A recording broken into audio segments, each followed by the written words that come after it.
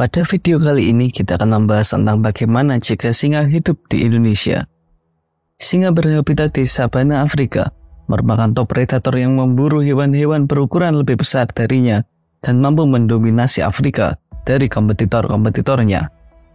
Namun kondisi iklim dan habitat Indonesia berbeda dengan Afrika, dengan berbagai jenis spesies yang belum pernah mereka temui sebelumnya di Afrika. Kali ini kita akan menganalisa bagaimana singa beradaptasi dengan iklim dan habitat di Indonesia, bagaimana singa berburu mangsa barunya, dan bagaimana singa berkompetisi dengan kompetitor barunya. Dan inilah dia, bagaimana jika singa hidup di Indonesia.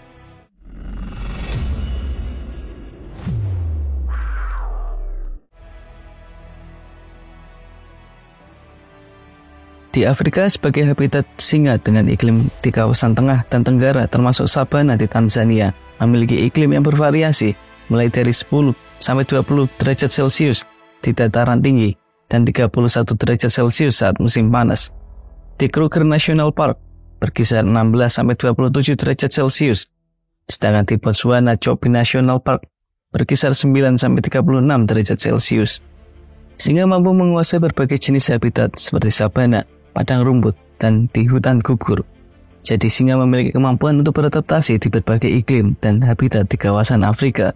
Di Indonesia terdapat berbagai jenis habitat dan iklim yang beraneka ragam, seperti hutan hujan tropis, hutan mangrove, savana, stepa, dan hutan gugur.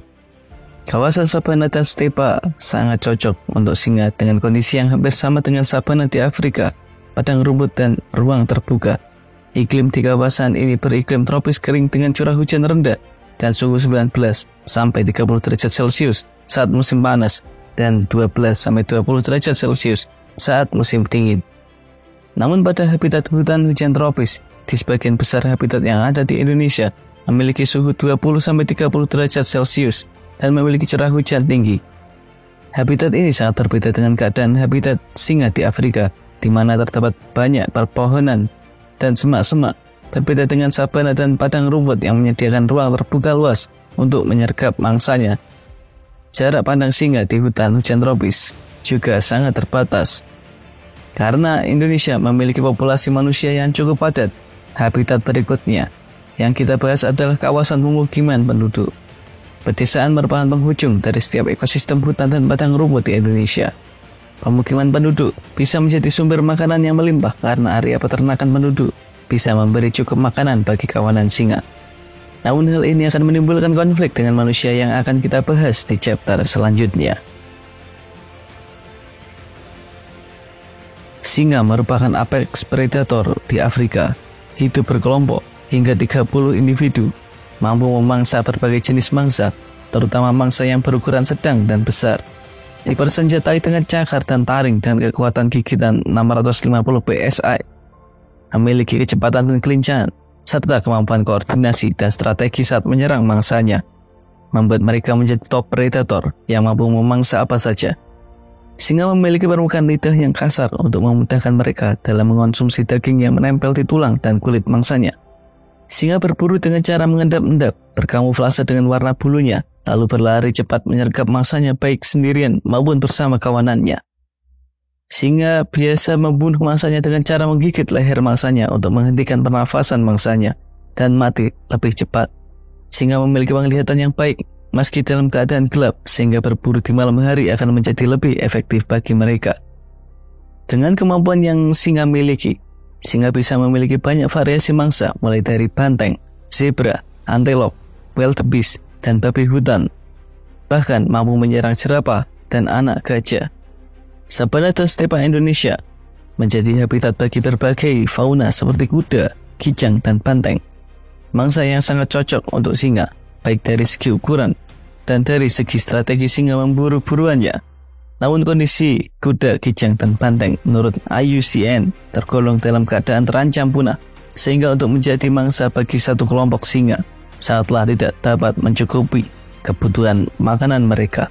Di ekosistem hutan hujan tropis terdapat berbagai jenis fauna berukuran sedang dan besar, seperti anoa, kijang, banteng, kerbau, babi hutan, babi rusa, dan tapir yang cocok sebagai buruan mereka seperti yang ada di Afrika. Terdapat juga megafauna seperti gajah dan badak jula 1 di mana spesies ini juga dapat menjadi mangsa dari kawanan singa. Namun singa akan kewalahan jika harus bertarung dengan gajah dan badak di area hutan, kecuali jika mereka menyerang individu yang sudah lemah tak berdaya karena sakit atau tua atau anak mereka, dan singa harus menyerangnya di malam hari di saat penglihatannya berkurang.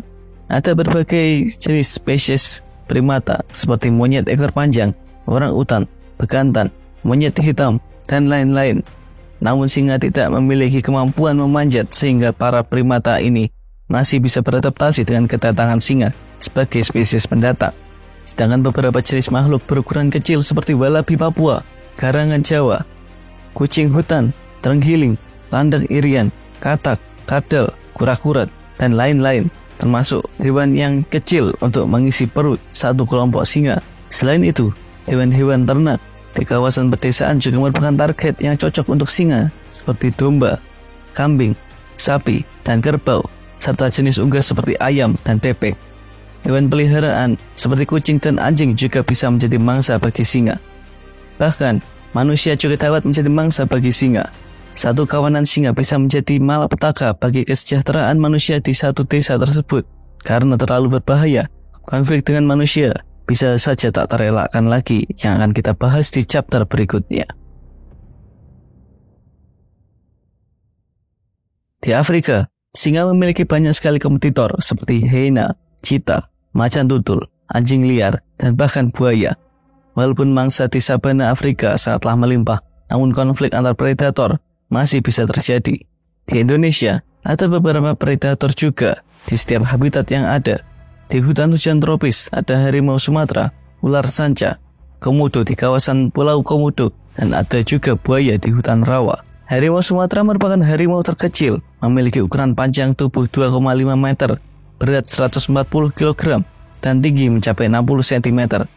Harimau Sumatera memiliki corak warna paling gelap dibanding harimau lainnya, memiliki kemampuan berenang yang baik, dan ukurannya yang kecil membuat mobilitasnya di area hutan semakin mudah.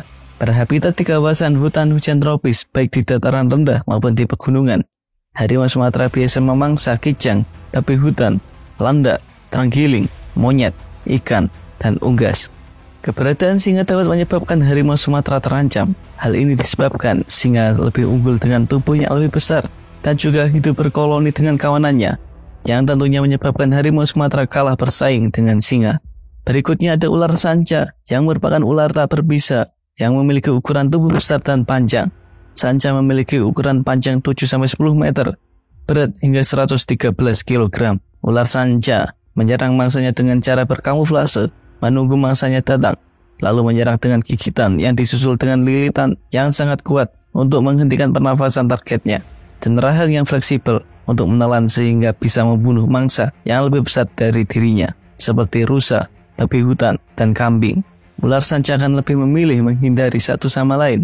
Kawanan singa dapat membuat ular sanca takut dan memilih untuk berburu spesies mangsa yang tinggal di pohon untuk menghindari persaingan dengan singa.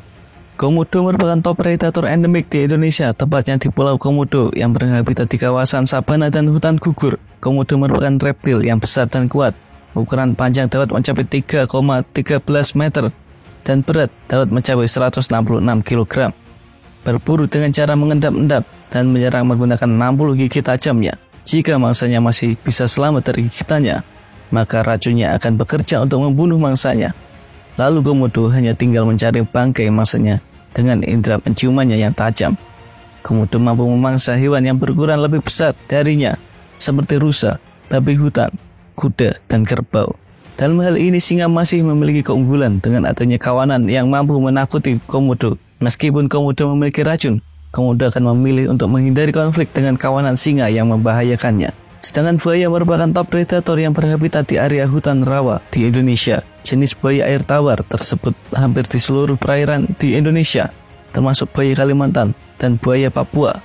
Memiliki ukuran hingga 8 meter dan berat hingga 200 kg.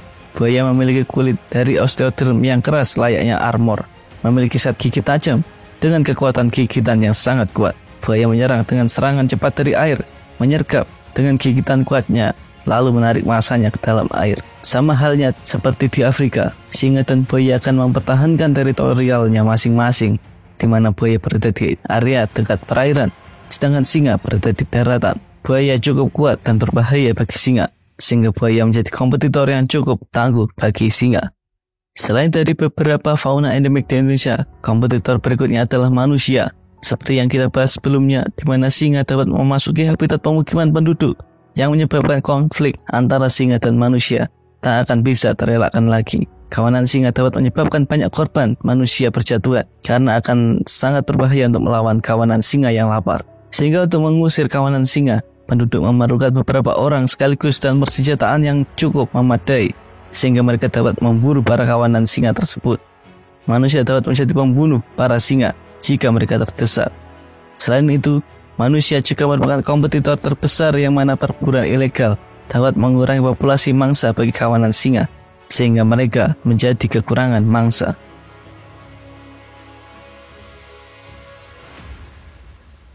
Jadi dapat disimpulkan bahwa singa dapat hidup di Indonesia. Singa dapat menduduki posisi sebagai apex predator di Indonesia dan dapat membahayakan spesies kompetitornya. Lalu bagaimana menurut kalian? Tulis saja di komentar bagaimana pendapat kalian, apakah singa bisa hidup di Indonesia. Jika kalian suka dengan video kami, jangan lupa like dan subscribe. And see you.